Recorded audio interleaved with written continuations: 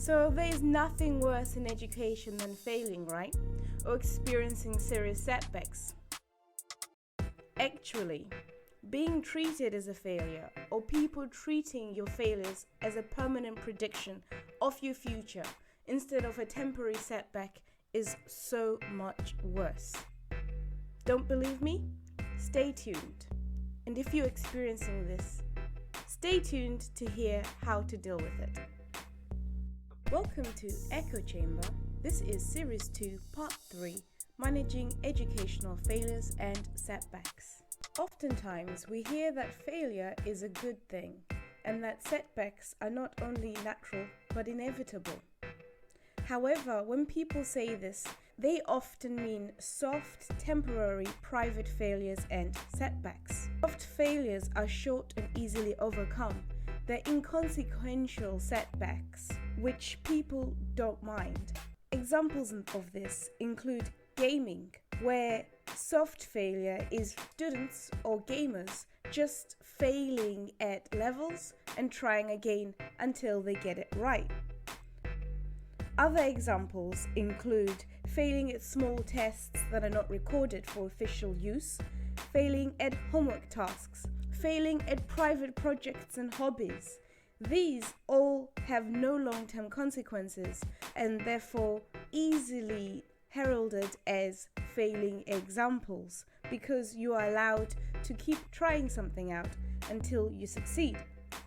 However, then there's big failures, hard failures, and these are big official things such as national exams, O and A levels or SATs in primary school, for instance, training, degrees, driving licenses, rejection letters from universities, employers, termination letters from employers, or rejection letters from banks, financial institutions, loans and grants.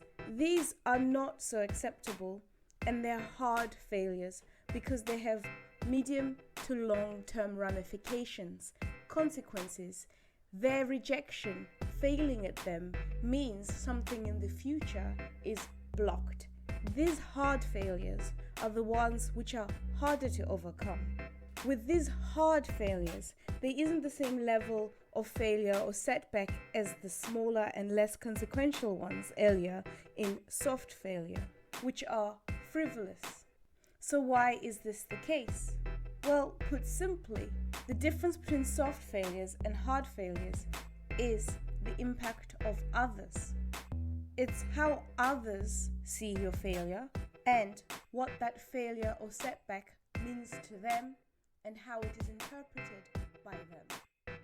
In education, failing at key crucial assessments means that additional access to resources and people, communities even, is restricted or it's blocked entirely. So you may not be able to access particular work opportunities, training schemes, or educational institutions. This is since hard failures change a student's symbolic capital. Symbolic capital is abstract. It is value such as status, prestige, esteem, respect. It's a hierarchical, cultural and social value that is created by each society. Although it is intangible, it can have real social and economic cultural impact on students and everyone in general. Symbolic capital works because training, grades and qualifications have been reified. They've been recoded or translated into real, tangible demonstrations of a person's ability to complete a task or to possess the appropriate skills and knowledge required. In this environment, failure becomes the shorthand, such as a lack of ability to learn, lack of self-discipline, a demonstration of incomplete skills and knowledge, and other negative attributes. Failure, of course, can indeed and does often mean all these things. However, in some cases, failure can mean other things, and it can also demonstrate that other processes are in play and that failure is not a permanent destination, but a temporary setback. This is the case for students that fail even after learning the content and understanding it. It's because there are underlying reasons for this failure. There are some underlying reasons as to why some students who work hard and who deserve to pass fail. So one of them is a lack of understanding or prior knowledge of the assessment criteria. This can either be because it wasn't taught to them or it wasn't explained in a clear way, and students have no access to this information, so they never understood how to actually pass, how to demonstrate those skills, and how to apply their learning when it mattered during official assessments. Another one is that there was no clear way, once again, for students to apply their knowledge. It was all very abstract, all very based around the assessment, but not in actually applying it to the real world. So they didn't necessarily see value in the curriculum, or they didn't understand how the curriculum was related to the industries that they wanted to do.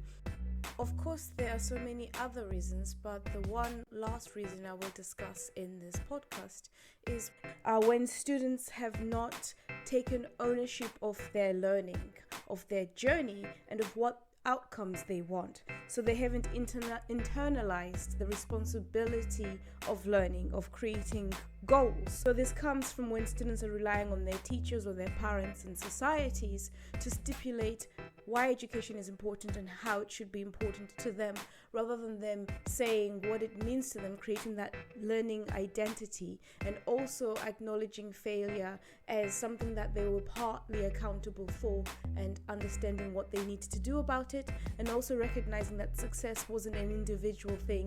It came from, once again, the systems around them and those that offered them mentorship and support. This is important as it brings us round to the expectations that students have on themselves and which others have on them, and how they're treated due to failure.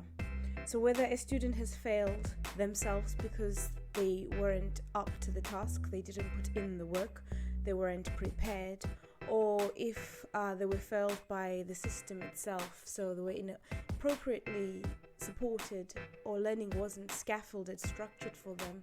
Ultimately, whatever the reason is, the failure is always the accountability of the student. They're the ones with the grade, they're the ones with the credential, and that's what they have to take out into the world with them, to the next educational institution, or to employers, or to their families and friends, and they have to explain that. Further to this, the symbolic value of failure also comes with what is termed as symbolic violence. This is name calling, it's shaming, it's loss of status, it's being abandoned by those that were initially your champions but who now feel your failure too, and they distance themselves from that. So this can come in the form of being discredited, it can come in the form of being reallocated to other careers, to other courses, and to other training opportunities because of the failed status. And also the student themselves can also internalize this failure and make it easier, as it were, for people to express and practice forms of symbolic violence. They can walk around with their head low and with their goals and aspirations set even lower than they ought to be, because they feel ashamed, because they feel not worthy. So accommodative practices, by not testing yourself, by not allowing yourself to carry on with soft failures until you get something right, or not finding something that is truly fulfilling and truly stretching you as an individual, is an accommodative practice where you are allowing failure to dictate your future aspirations and your future prospects. Also, the poor practice of students, teachers, families, communities, societies, employers themselves dividing students and pitting them up against each other and themselves by being a winner if you demonstrate particular grades or transition to particular levels of training, and by being a loser if you decide that's not for you, or if you don't excel, or if you are not happy with the route or the status that you've been given. So this mindset isn't very conducive for growth, for personal development, and more importantly, it's not conducive for transformations, which are needed. And this brings us round to strategies, practical strategies. So before we actually look at practical strategies that one can use after failure, it's perhaps best to look at strategies to help avoid hard failures. So of course the first one is to have as many opportunities to have soft failures as possible, because once again, it's better to fail when it doesn't matter. It's better to fail when you're learning, when you're still developing, and when it's acceptable. So, success is hard to achieve without collaboration. Many of the students I spoke to in my ethnographic study often tried to excel by themselves. So this is without the help of teachers, without the help of peers, and without the help of anybody else who had any experience around the training that they were doing or the assessments that they were expected to excel in. Now, they had a binary notion of winners and losers. But as discussed earlier, education is part of a community, which is part of the larger constellation. So individuals are stakeholders who cannot succeed or fail by themselves, even though the rewards of success or the pitfalls of failure may be reduced to the individual. Second point is, it's hard to stand out and excel when everyone is educationally the same. If all students are just getting through the educational system because that's what the curriculum dictates, that's what the teacher has planned, that's what the exam board has prepared, then it's unlikely that students will excel in something they don't aspire to excel in, that they don't see a value in, and that they cannot see any real world connection to. So it's important that they also thrive by developing aspects in that curriculum and in the real world that they have a greater connection to, that they appreciate and see value in. The third one on this particular point is to internalize failure and success, to analyze it, to assess it, and to learn lessons from it, so that they are transforming and so that they are understanding what is happening in each case, rather than going through roulette or random luck. Another thing is, this is usually taught to teachers, and that is scaffolding their learning.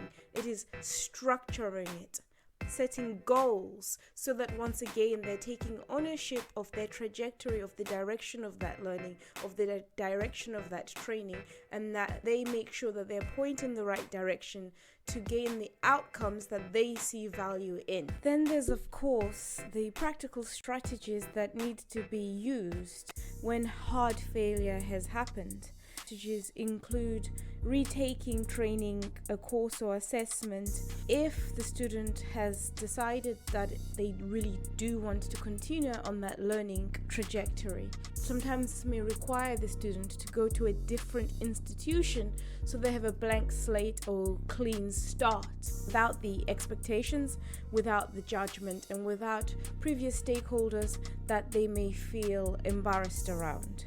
Another actionable strategy is to take the newfound learning and understanding from failure and the newfound understanding on learning strategies and start a new course. So just because you failed doesn't mean you haven't learned something, and the information that was learned at a previous course or the failing that was experienced in a previous course or training can be very useful and beneficial in ensuring that the student is successful in another area. So once hard failure is an actuality, the student needs to ensure that they avoid reinforcing and taking in negative narratives about themselves, that you are a failure, you're a loser, you're no good, you won't amount to anything, everything you do ends up in failure. These negative narratives, whether they come from the self or they come from others, are not beneficial, and they're not conducive to ensuring that the student has as many soft failures as possible and continues to learn and grow. So they need to counter this with other narratives. So series 1 is very good at explaining how this can go about. I won't go into it in this series. Students also need to continue widening their options so they don't let others make decisions for them. It's very tempting when failure has been experienced, when the student is humiliated, when they feel ostracized from institutions and from other opportunities, training opportunities, work opportunities, to just go with the flow and allow others to determine that students' value or what they should be doing and what is of merit to them. They still need to keep trying other venues, other ventures. They still need to ensure that they're learning, and they still need to ensure that they are failing and learning from that so that they can grow and develop and transform. And finally, so they can find something that is worthwhile and something that they can stick at because it's beneficial to them, it's beneficial to their growth, it's beneficial to them economically. They can make a living out of it, or they can get some form of reward out of it outside. Okay, so to conclude this podcast, hopefully it's become very clear and evident that failure is inevitable, something that is unavoidable, and it's a fact of life. So learning to deal with it sooner rather than later and in a pragmatic manner is very empowering and very necessary for day-to-day existence, not just learning. Most people's failures are hidden because the world is so competitive and judgmental. So I would personally have a very large bucket of salt for anyone who claims they've never failed. Secondly, whether failure is private or public, whether it is known or observed by everybody, it has to be owned and it has to be assessed by the person who's going through it so they can continue their transformation and so they can continue their growth, and even more importantly, so they can assess if what they're doing has meaning and value to them, if it's worth the hard slog, and what they will get out of it at the end of that trial and tribulation. So failure is of course humiliating, and I haven't gone into that much depth in this video, but student accounts from the transcripts that I collected showed that they felt ridiculed, they felt ostracized, they felt undermined, they felt embarrassed about their failure to themselves, to their families, to their teachers, and to everybody who came in contact with them, because once again, learning is quite a public thing to do. It is an activity that outsiders use to gauge your potential as a human being and if you're worthwhile or not. Many students also came with the mindset that their education was their opportunity to prove themselves to the world and to themselves. Obviously, there's dire consequences for this mindset when things go wrong. Failure is not an identity or a destination. It is an outcome. It is a snapshot. So the assessments that are taken are a snapshot. They do not necessarily predict if the person will improve or get worse even after the assessment. So it's very important for the person with the failed grade to create meaning of what's happened. And lastly, I'd like to conclude with the fact that failure is a stigma.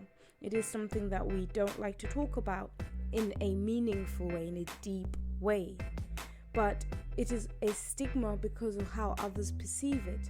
More so, it is a stigma if it's the last thing that we do. Stigma only stays if it's the last thing that we remember. So it's important to try again or move on and do something that we're better at. Thank you for listening.